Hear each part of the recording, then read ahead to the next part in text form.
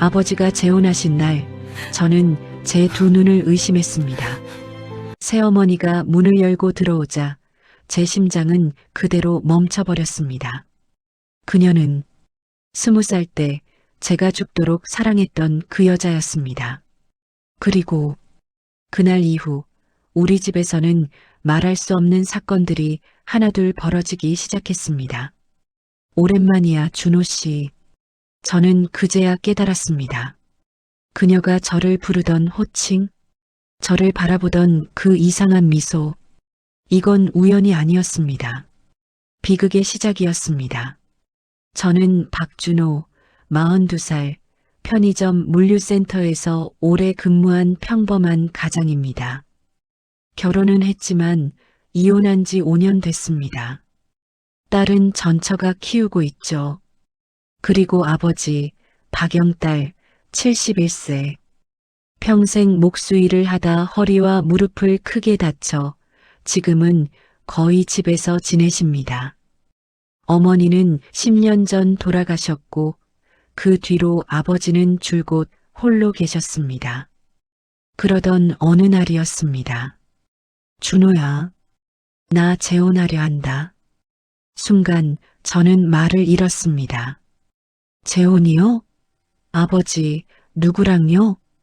한 30 정도 된 여자다. 30이요? 아버지 나이가 얼마인데? 아버지는 눈을 피하며 말했다.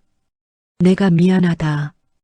그 친구가 날 도와줘서 내가 고맙고. 저는 직감적으로 이상했습니다. 누가 봐도 젊은 여자가 70대 노인을 왜?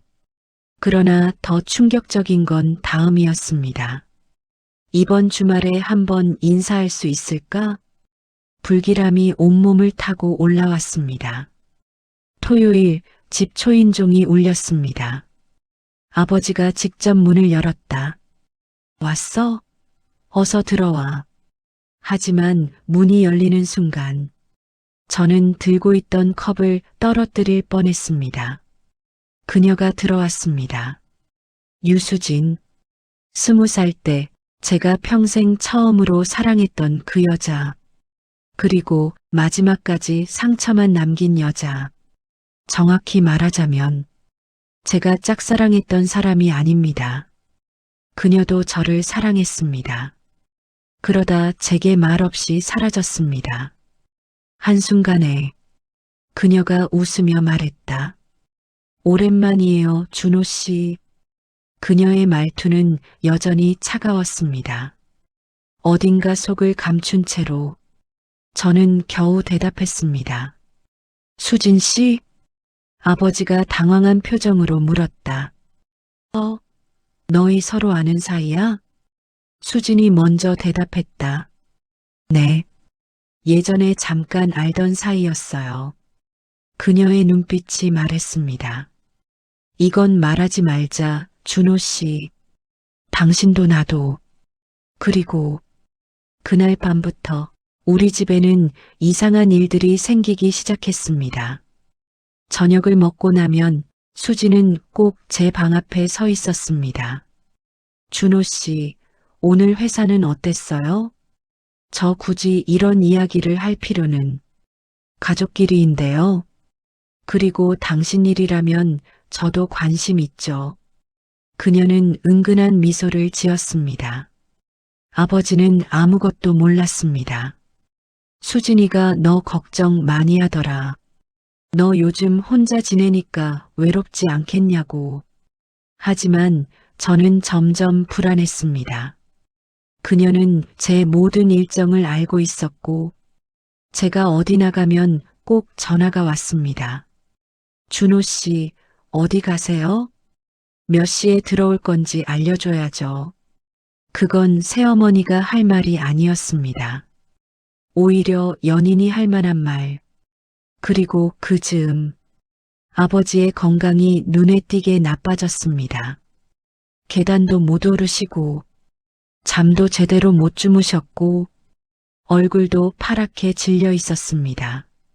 병원에 가자고 했지만 아버지는 고개를 저었습니다. 괜찮다. 약 먹으면 나아진다. 수진이 뒤에서 조용히 말했다.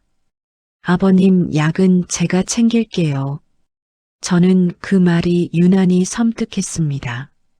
어느 밤 화장실 불이 꺼져 있는 것 같아 스위치를 켰습니다. 그러나 전혀 예상치 못한 장면을 본 겁니다. 수진이 거울 앞에서 울고 있었습니다. 마치 누군가에게 버려진 듯한 애잔한 울음이었습니다. 수진 씨 괜찮아요? 그녀는 깜짝 놀라며 눈물을 닦았다. 아, 죄송해요. 가끔 예전 생각이 나서요. 예전? 그녀는 의미심장한 미소를 지었다. 그러니까 준호 씨가 날 버렸던 그때요. 제가요? 제가 버렸다고요? 그래요. 당신은 모르겠지만 나는 아직도 그날을 잊지 못해요. 그녀의 말은 이해할 수 없었습니다. 제가 버린 게 아니라 그녀가 말없이 사라졌는데 그녀는 한마디를 더 보탰습니다. 그러니까 이번엔 제가 버리지 않을 거예요. 이번엔 제가 버리지 않을 거예요. 그 말이 귓속에서 계속 울렸습니다. 저는 결국 딸을 데리고 살던 전처에게 전화를 걸었습니다. 민정아, 혹시 유수진이라는 이름 기억나? 전처는 잠깐 조용하더니 말을 이었습니다. 그 여자 아직도 너 쫓아다니니? 쫓아다닌다고? 대학 때도 그랬잖아. 너 어디 가면 따라오고, 너랑 얘기하는 여자 있으면 가만히 안 두고. 저는 충격에 얼어붙었습니다. 그녀가 그랬다고? 준호야, 너 몰랐던 거야? 너 그 여자 피해 다녔잖아. 기억이 어렴풋이 떠올랐습니다. 수업 시간마다 어디선가 그림자를 느꼈고 누군가가 제 번호를 멋대로 알아내고 기숙사 앞에서 밤새 기다렸던 여자. 그게 수진이었습니다. 그러던 어느 날 학교에서 그녀가 사라졌고 모두가 그녀가 유학 갔다고 했습니다. 하지만 전처는 말했다. 유학? 누가 그래? 그 여자 정신과 입원했었어. 집착 증세로. 그 순간 온몸에 소름이 돋았습니다.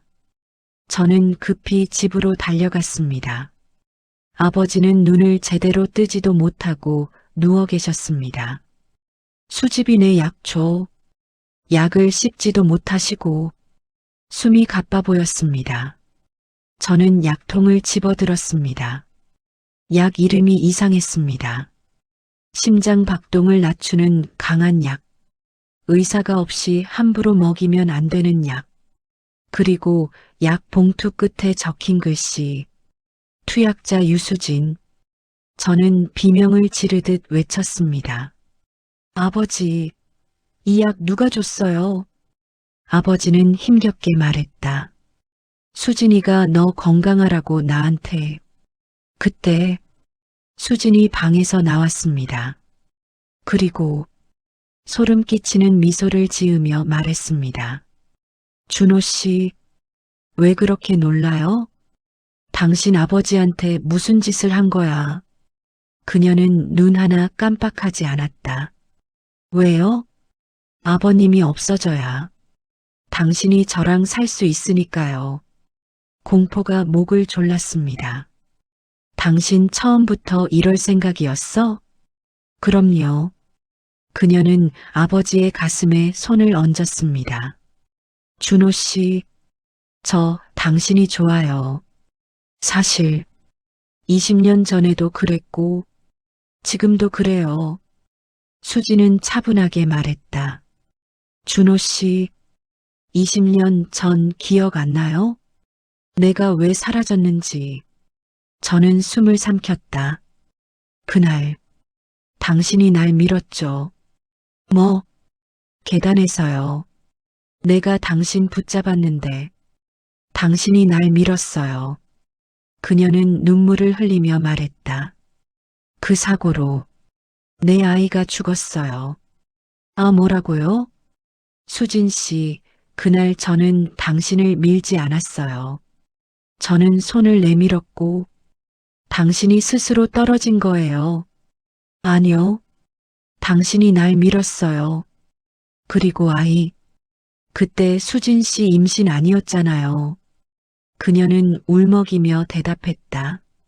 당신이 몰랐던 거예요. 순간 모든 게 연결되었습니다. 그녀는 저를 원망하기 위해, 저를 파괴하기 위해 저희 집에 들어온 거였습니다. 아버지와 결혼한 것도 그저 수단이었습니다. 왜 아버지까지 당신이 고통받아야 하니까요. 당신이 사랑하는 사람을 잃어야 당신 마음도 알 테니까. 그녀는 천천히 걸어와 제 얼굴을 손끝으로 스쳤습니다.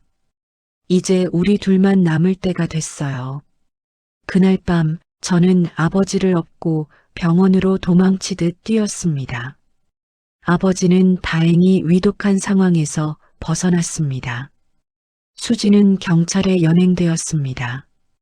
아버지에게 잘못된 약을 투약한 혐의, 미수 혐의까지 모두 드러났습니다. 하지만 사건은 여기서 끝나지 않았습니다. 며칠 후 경찰에게 연락이 왔습니다. 박준호 씨, 한 가지 말씀드릴 게 있습니다. 네, 유수진 씨, 임신 사실 없었습니다. 뭐라고요? 수진 씨는 본인이 기억을 왜곡하는 병력을 가지고 있었습니다. 20년 전의 사고도 그녀는 당신을 밀었던 사람으로 기억하고 있지만 정확한 증거는 없습니다. 저는 머리가 하얘졌습니다. 그녀는 20년 동안 망상 속에서 저를 원망하며 살아왔던 겁니다. 그리고 마지막으로 경찰이 건넨 말. 아, 그리고 마지막 면담에서 이런 말을 남겼습니다. 저는 숨을 삼켰다. 뭐라고요? 경찰은 서류를 보며 말했다. 준호 씨는 아직 날 사랑하고 있다. 그렇게 말하면서 웃더군요. 그 말이 귓속에서 떠나지 않았습니다. 준호 씨는 아직 날 사랑하고 있다. 그녀는 끝까지 저를 사랑이라고 믿고 있었습니다.